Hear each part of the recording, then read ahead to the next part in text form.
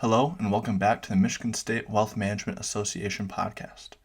We are back with another episode of the Summer Rewind series, where we get to upload previous favorites for you to enjoy. We look forward to seeing you this fall with new episodes. Until then, enjoy these classics. Hello, everyone, and welcome to the WMA podcast. My name is Abby Cormier, and I will be your host for today's episode. Joining us today is Jessica Willis, who is founder and CEO of Pocketnest, a financial wellness platform based out of Detroit, Michigan. Jessica worked in wealth management for big firms before starting Pocketnest. Jessica received her undergrad from University of Michigan and her MBA from Loyola of Chicago.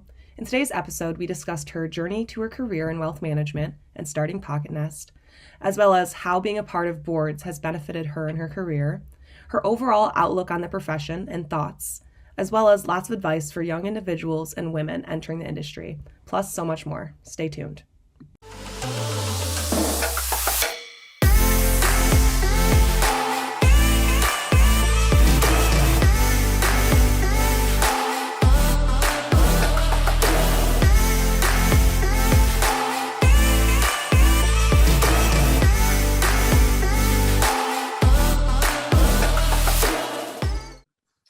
Good afternoon and welcome everyone. My name is Abby Cormier and I'm your host today for the MSU WMA podcast. I'm joined today by Jessica Willis, and Jessica is founder and CEO of Pocketnest out of Detroit. So thank you so much, Jessica, for joining me. Happy to be here, Abby. Awesome. So to get right along with the segment, Jessica, if you want to go ahead and just explain yourself, your journey, and how you got to where you are. Yeah. So as you said, my name is Jessica Willis. Right now, I am the founder and CEO of a company called Pocketnest. At Pocketnest, we do financial wellness. And when we say financial wellness, we mean comprehensive financial planning. So that CFP curricula that probably many of your listeners are used to. I've started this tech company, the startup, probably 3 to 4 years ago. But before that, spent 20 years in wealth management and investment advising for, of course, the high net worth group, because that's kind of how our industry is you need so much money to get good independent advice. But I started this company because what I realized was that there was this big gap in the industry. I had friends coming to me constantly asking me to take them through that same process that I was doing for my clients, because for my friends, they maybe didn't hit this significant amount of investable assets that one needs to get good independent advice. So I realized that, all right, someone needs to create tech that really helps the financial institutions engage more broadly with a broader, socioeconomic range of people, but then also a younger, I think, demographic of individuals. So that's what we did. That's what we started. We've been launched for 3 years now. Detroit-based startup, having a blast, working our tails off, but really having fun. Awesome. I really love that. I like your whole mission and objective behind Pocketnest as well. What were some of the challenges you faced when starting 3-4 years ago with Pocketnest? We don't have enough time to go through all of the challenges. I mean, I could sum it up with just I went from traditional wealth management, that corporate world, to starting a startup in Detroit. So super, super different. So I think I would sum it up with just, I would sum it up as I didn't know what I didn't know, but then that also kind of became what I think helped us as a company succeed is we're really quick to say we don't know what we don't know. And so we have just incredible advisors and investors and people in our community who will help us figure things out if there's something we don't know. Awesome. I know you said you worked in the industry for 20 some years before even going into Pocketnest. What was that transition like, going from advisor role to now CEO and founder? Yeah. Mostly fun. I mean, it definitely was hard because I went from, first of all, especially being a little bit older than you and your listeners, definitely more male dominated industry than it is today. Although it's still not, I think, completely, split. So going from that, I just felt like it was like very professional, lots of suits, of course. And then just there was always this, like, I don't know, this like need for me to, I always felt like I had to just kind of like be one step ahead of everybody and appear more on my game than I think any human being really is. Where now in the startup world, there's no problem saying like, I don't know, we have no idea what we're doing. We're figuring it out as we go because no one's built what we are building. And so I think that's probably been the biggest blessing, and also just like what has just felt so positive was not only going from like super formal everything to informal everything, but also just, I don't know, there's a lot more comfort and confidence in like, yeah, we don't know the answer and we don't care. And if you are going to have a problem with that, like we're probably not going to work together. But if you are happy to help us figure it out, let's move forward together. That's fantastic. Maybe that's more age, honestly, Abby. I think part of that too is just like growing up and being a little bit more comfortable in your skin. But yeah, that's definitely been more on the fun side. Awesome. That's such a great story. Kind of along the lines of just being a woman and being in the wealth management practice, what advice would you give to someone like me, to other women who are entering such a male-dominated profession? Yeah. I never felt like it was something that kept me back. So I would say like, just try to find that confidence early on. Sometimes it's a benefit to be the only female in the room. People remember you. So I wouldn't say it was ever a challenge for me, even in the startup world. And there's so many stats that show in the startup world and venture world, there's a much larger percentage of male founders that get funding than female founders. There's lots and lots of studies around that. So I think the advice would just be like, accept it and don't let it get in your way. Not necessarily like use it to your advantage. I don't know. I think there's might be something there in that, just like be confident that, yeah, you're the only female in the room, or you're the youngest person in the room. I felt that a lot too in my career, as I was, even now in some of my roles, I'm on a board, and I'm significantly younger than anybody else in the room. It's fine, right? Like, accept it. Don't try to hide it. Don't try to be someone you're not, but don't let it hold you back either. Just sort of be unapologetically like, yeah, this is who I am, and let's go. Let's get to work. That's great. I really like that. So I know you hold numerous board positions. How do you go about like getting a board position? What does that entail? What's that all about? Oh my goodness, Abby. I am so excited you asked me this question, because this is my new thing that I'm trying to tell every young female that I mentor or just cross paths with as early as possible. And I'm sorry to target this to younger women, but it's just what I'm doing. Try to find paid board seats to get onto, because it is something we don't talk about enough.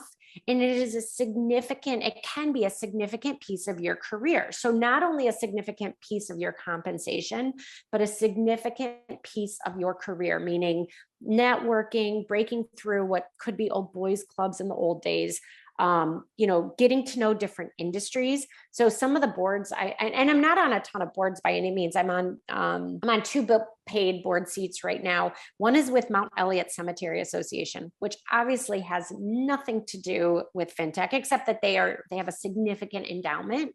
And so there's a lot of, there's a financial piece there. But the point is, it's been an incredible industry to get to know. The individuals that I'm on that board with are just some of the most lovely human beings ever. And it's deepening my career. It's deepening what I've learned. So, and then the other one that I'm on is on a bank board, a bank advisory board. So, that one is a lot more related to my industry, but again, because of the history of the bank, it's brought me into a different piece of my career. So my recommendation is get onto a board, and that's so much easier said than done. But I would say the same way you think about trying to find a job, have it in the back of your mind, I want to get on a board, a paid board seat. And so what that means at your age, Abby, and kind of like your early 20s, is probably doing a couple volunteer boards, get to know how boards work, because there's a lot of nuances. Find your role, find what you bring to that board, and maybe listen more in the beginning than talk, just so that you can kind of get a sense of what those board positions look like. But just, I think as long as we are attentively and intentionally trying to find those board seats, by the time you get to your 40s like me, I think every woman in business should have a paid board seat that they're on to supplement, again, not only money, but also just experience and career.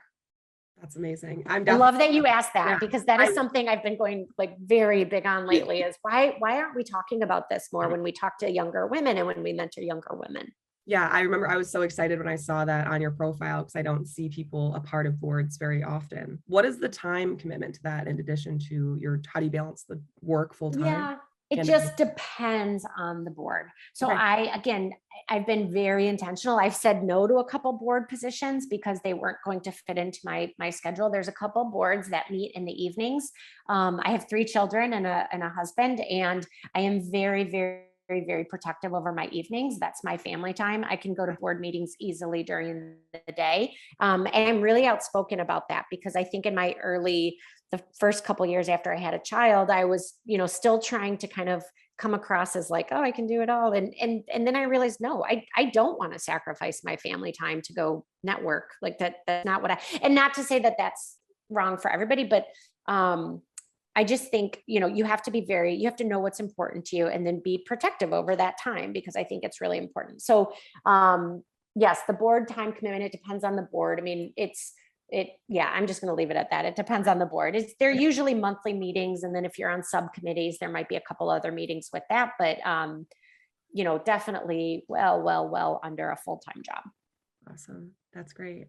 I know you touched a little bit on your family. What's the balance like now with you being more of a hands-on role with your current job? How are you managing your work-life balance?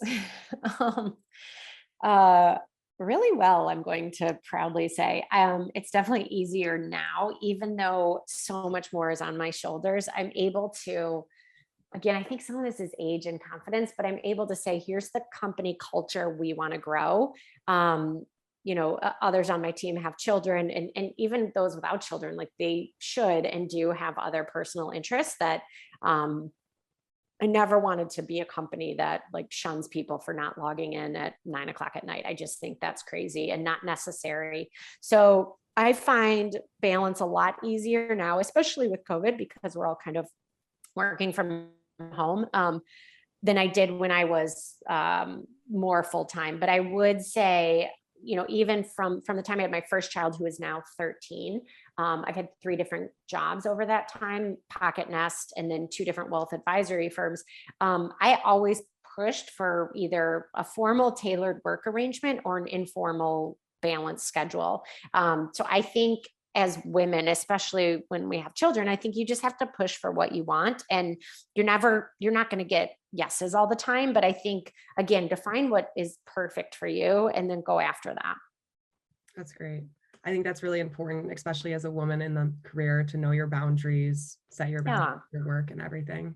Yeah. I know you have a few different designations, CFP and then CPWA. Yeah. So how do those differ? How did you go about getting both of those? What was that process like for you? Yeah.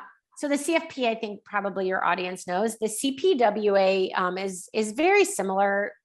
This is my opinion. It's similar to the CFP, so a lot of similar content and topics. It's run through MCA instead of the CFP board, and so it's a different designation. For me, what worked really well is I got my CFP when I had been, I don't know, maybe 5 or 6 years out of college. When I started at Plant Moran Financial Advisors, I wanted to get into that right away. So got my CFP, and then it was probably, maybe 5 or 6 years. And then I had heard about the CPWA designation and realized it would be a really good refresher into some of that content. So in some places they went a little bit deeper. In some places it was a little bit more high level. The content is definitely not 100% the same, but there's a lot of overlap there. So for me, getting that CPWA was a really good refresher for me to get deeper into the content. That's amazing. Yeah, you're the first person I've heard of having this CPWA, so I was curious to learn more about how that's been a process for you. As far as your current day-to-day, what is your role within the company today, and what are you doing on like a daily basis right now? I'm CEO and founder. Yeah. We have a total team of 19, but full-time team of 6, okay. and an executive team of 3. So you can kind of boil that back to Ashley, Chris, and I, which are the 3 executives, wear a lot of hats. So my technical role right now as CEO is, running the company, but we're such a small company. We all work on everything and we all overlap. I think that the three of us specifically, actually all six of us, the full-time team, we know where our strengths end. And we're, again, unapologetically like, that's not my sweet spot. Let's push that to Chris, or let's connect with Chris or Ashley. So despite wearing a lot of hats, I think we all know where our strengths lie. So I'm really not only running the company, but also running our sales right now. Just given the stage and size of our company, that often falls on the CEO. At some point, I will be bringing someone in to help me with that. I definitely, the role is definitely outgrowing me. So yeah, that'll be coming soon. And along the lines of bringing in that salesperson, what else is in the future for Pocketnest in these next coming years? Just growth. So more customers, we're adding a ton to product. We're adding a lot to Ashley's our CMO. So her marketing and engagement team, we have to add revenue. So we're a venture-backed startup, which means we have to just keep growing fast. And so that's where our efforts and our focus and everything we do is about growth. That's awesome. As far as the model of Pocketnest, do you make money on more of a subscription base, or how do you go about, or is it ad based? What is your we get paid based on licensing the software to the financial institutions. So their end users never pay anything. We're just getting paid on how many users from our customers' audience is using the platform. Okay, great. Really cool. So yeah, subscription. Okay, great. I know that you were in the industry for such a long time before starting Pocketnest. Do you think in order to go and start your own business or go into wealth management on your own, you should work in the industry get that industry experience at a big firm? I do. And not because I think specific to wealth management, you need that. Although I will say specific to wealth management, I think you've got to get, learning how to do something by the book. I think my 9 years at Plant Moran Financial Advisors, which is an accounting firm originally, I feel like I learned real financial planning from accountants, which is everything is black or white. There's only the right way to do things. And so I think that gave me a really good sense of the right way to do things and very deep technical knowledge. But I would say even when I've seen kind of young professionals starting in the startup world, I think that's fine. But I think everybody should have that big corporate company under their belt, because I think you learn a lot about, again, kind of this right way, wrong way ways to do things. But I think you also learn, like anything, there's pros and cons in working with a big corporate company. So I think my team now, we count our blessings being at a small company, because we've all had that big company experience where we we love the flexibility. We love the informalness. We love that we can banter as much as we do. So I think everybody should aim to get a couple years at a huge company, and then also a couple years at a small company to see what fits better. That's great advice. I know that'll be really beneficial to hear for a lot of our listeners who are juggling a lot of different internships, job options. So just hearing your perspective is really great on that. And I do think it's best, if you can, to start with the big corporate job. I just think getting all of that under your belt. And ideally, I would say 3 to 5 years of that, even if it's not all in one stint. Yeah, great. No, that's really awesome to hear your view on that.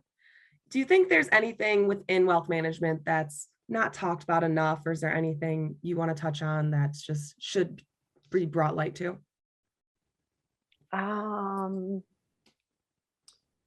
think there's a couple things that come to mind. One, obviously, I'm on a mission to bring financial wellness to the masses. And so I wish we talked a lot more about I wish we talked a lot more about what financial wellness means. And I know that's such a buzzword, but just helping the everyday person, or let's say helping the broad mass of US population understand personal finance. And it doesn't have to be overwhelming. It doesn't have to be perfect. Everybody does not need their own individual advisor. But I think we can do a hell of a lot better to get people from significant debt, not understanding when they would need some sort of estate guardianship documents, not knowing anything about taxes. I just think we can do a lot better to teach. And I don't know if this is through the education system or, the corporate worlds, but I just think we can do better, and that we should be able to, more people should understand basic finance.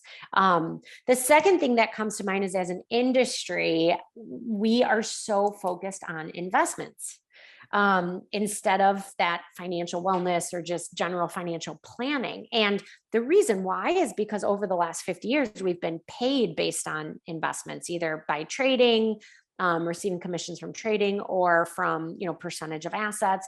So we're so focused on investments that we are teaching, I think, the US world that everybody should be investing. And the truth is, there's like 10 steps that come before whether or not you open up a micro trading account at Acorns and buy micro shares of Tesla. Like, let's deal with debt first. Let's deal with student debt. Let's deal with credit card debt. Let's talk about, having money in a 401k and getting an employer match. So that's something that, again, I think we can just do a lot better. Everybody doesn't need a trading account, but I think we need to teach people when they do, when it's time for that to make sense. I think that's fantastic. I really like your views on those. As far as just our listeners, I told you it's mostly students. Do you have any words of advice just for the podcast as a whole as we part? Oh, man.